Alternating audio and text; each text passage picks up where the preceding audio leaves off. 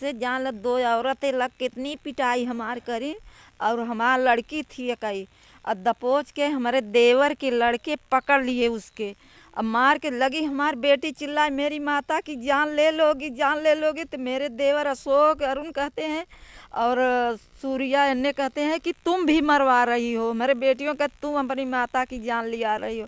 फिर हम आए घर पर, जब घर पर हमारी बेटी समझाने लगी हम गए उसके पकड़े तो उसका छोटा वाला अरुण का लड़का सूर्या उनने हमके ऐसा पटक पटक के मारा कि हमारी जान भर। माता जी ये बताइए आपको डर सता रहा, माता जी आपका क्या नाम है? मेरा चंद्रावती नाम है। अच्छा, क्या मामला चल रहा है आप लोगों का? खेत का मामला चल रहा है। मेरे बेटे थे तो 2012 में ख़त्म हो गए थे दपोच से ही परिवार लोग से। मेरे देवर लोग दपोचे कि तुम्हारे बेटी का शादी किए, ये किए वो किए, तो मेरा लड़का 25 साल का 22 साल का था, वो अपने इस सुसाइड कर लिया। ये मेरे देवर लोग दपोच मारे, देवरानी मारी, तो ऐसे मेरा बेटा सुसाइड कर लिया। आपके घर वालों ने उसे इतना टॉर्चर कर दिया कि वो सुसाइड कर लिया? उसकी शादी हुई थी? नहीं, वो शाम की तिलक चढ़ी थी और उसके बाद फिर सुबह में 7 बजे जाकर खेत पर। आपके बेटे का तिलक चढ़ा था? हाँ, चढ़ा। फिर सुसाइड कर लिया? हाँ, सुसाइड कर लिया। मेरे बेटे की तिलक चढ़ी थी, फिर सुसाइड कर लिया था। इन लोग मेरे देवर दपोच मारे और जो रिश्तेदार थे सब कहीं कि इसका पूरा तीसरा होगा, यही होगा। माता जी क्यों ऐसा हो रहा है आपके परिवार में? आखिर क्यों आपकी ज़मीन कब्जा की जा रही है? आपके बच्चे के साथ ऐसा हुआ और आप सबके साथ जो मारपीट हो रही है? हमारे साथ इसलिए हो रहा है कि ये ज़मीन बेटियों के दे देगी और इसका बेटा भी नहीं, मेरा पति भी नहीं है, तो इसको कि मार के जान से मार के हम खुद के ले लें ज़मीन। लेकिन एक परिवार का यह कर्तव्य तो नहीं होता कि आज आपके पति इस दुनिया में नहीं है तो आपके साथ जिस तरीके से अत्याचार हो रहा है कहीं ना कहीं गलत है। क्या कहेंगे आपके पिता आज अगर इस दुनिया में होते तो क्या आप सबके साथ इस तरीके का व्यवहार आपके परिवारजन करते? ये तो नहीं होता। ये है कि एक बेटी होना गुनाह है, ये तो है, क्योंकि समाज में बेटियों को बहुत आज जो हो रहा है। सिर्फ हम लोग 4 बेटी हैं। चाचा लोगों का कहना है कि अगर ये लोग क्या कहते हैं कि अगर ज़मीन मिल जाएगी तो ये बेटियों को दे देगी, दूसरे लोग आके बस जाएंगे। ये समाज में जो बेटियों के साथ भेदभाव हो रहा है, हर तरह से शोषण किया जा रहा है और आए दिन पे हर साल मारपीट होती रहती है। मम्मी अकेली रहती है, अभी हम साथ में रहते थे तो हम ही को भी मारते थे। अभी अगले साल भी मैंने FIR दर्ज किया था, चाचा ने हम ही को दबोचा था और मम्मी को उल्टा सीधा भद्दी भद्दी गालियाँ देते रहते हैं। अच्छा बताइए, आपके भाई नहीं हैं तो यही वजह है कि जो आपके चाचा वगैरह आपकी ज़मीन को कब्जा कर रहे हैं, आप सबके साथ मारपीट कर रहे हैं? इसीलिए, क्योंकि लड़कियां हैं ना, लड़कियां होती हैं पराई, क्योंकि वो बेच देंगी, ये कर देंगी, उसका धन ले लेंगी। मतलब उनकी जो सोच है, गंदी वाली सोच नहीं होती। गांव समाज में जो है ना, बेटियों के साथ हर तरह से शोषण आपके किया पिताजी बड़े थे भाइयों में कि छोटे थे? हाँ, सबसे बड़े मेरे ही पापा थे। तो उनका आपके जो आपके पिताजी से छोटे भाई थे उनका ये फर्ज तो नहीं होता कि उनके जाने के बाद आप सबके साथ इस तरीके की वारदात करें? नहीं, वो तो उनको सिर्फ ज़मीन दिख रही है, लड़कियां ना दिख रही है। एक माँ होती है, भाभी होती है, एक माँ के समान होती है। पर यहाँ तक तो अभी तो इतना भयंकर मारपीट करवाए कि पूछिए नहीं, बस माँ की जान भर नहीं निकली है। माता जी कितनी बार आपके साथ मारपीट हुआ है? हमारे साथ 5 साल से मारपीट भाई, 5 साल। 4 साल से। कितनी बार आप लोग FIR कितना हुआ है उन लोगों के ऊपर? अभी तो FIR जब जाते हैं तो ये थाने में पता नहीं क्या करते। हम लोगों को तो पहली बार तो पता ही नहीं था, तो NCR दर्ज हुआ था। चाचा का लड़का ही मेरा गला दाबा था, सन 2020 में, 20 की बात है। तो फिर हो गया, वो हम लोग उतना नहीं थे तो वो लोग पढ़ा पट्टी के भेज दिए उस लड़के को, जो भी किए।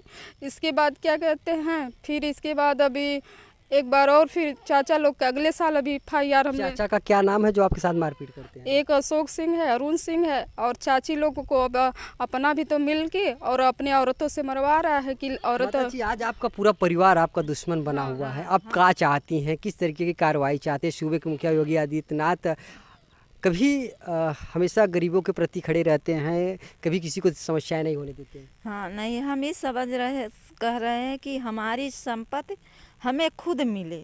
अब हमारा परिवार इतना दिख रहा है, हमको मारने की धमकी दे कि इसको 2 बीघा बेच कर इसका जान से मार दूँ।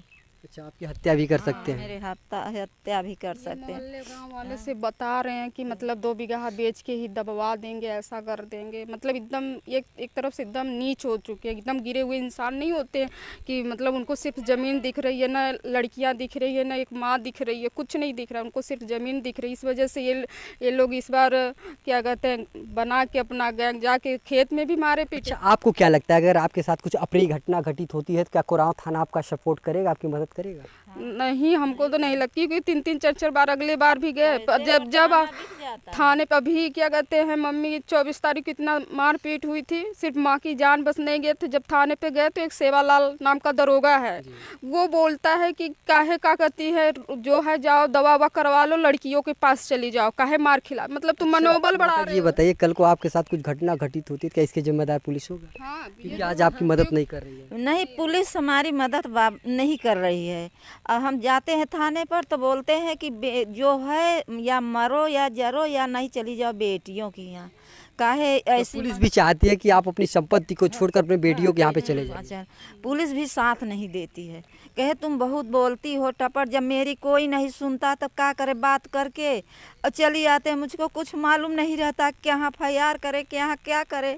मैं अनपढ़ हर चीज़ हूँ। देखिए, आपको बता दें, देवरिया हत्याकांड को कौन नहीं जानता। चंद जमीन के टुकड़ों के लिए 6 लोगों की हत्या हो गई थी और आज बता दें इस परिवार के साथ कहीं ना कहीं कुछ ऐसा ही घटना घटित हो सकता है। जिस तरीके से कोरांव पुलिस इस गरीब परिवार की मदद नहीं कर रहा है, थाने चौकी जाने के बावजूद भी इन्हें वापस कर दिया जा रहा है। फिलहाल इन्हें जान से मारने की धमकी दी जा रही है। कोरांव पुलिस जो है कहीं ना कहीं मौन बैठी हुई है। आपको बता दें वो दिन दूर नहीं जब हो सकता है कई बार इनके साथ मारपीट हुआ है। अरे 24 के हमें 24 के ही मार हुई थी, अगस्त में 8 के।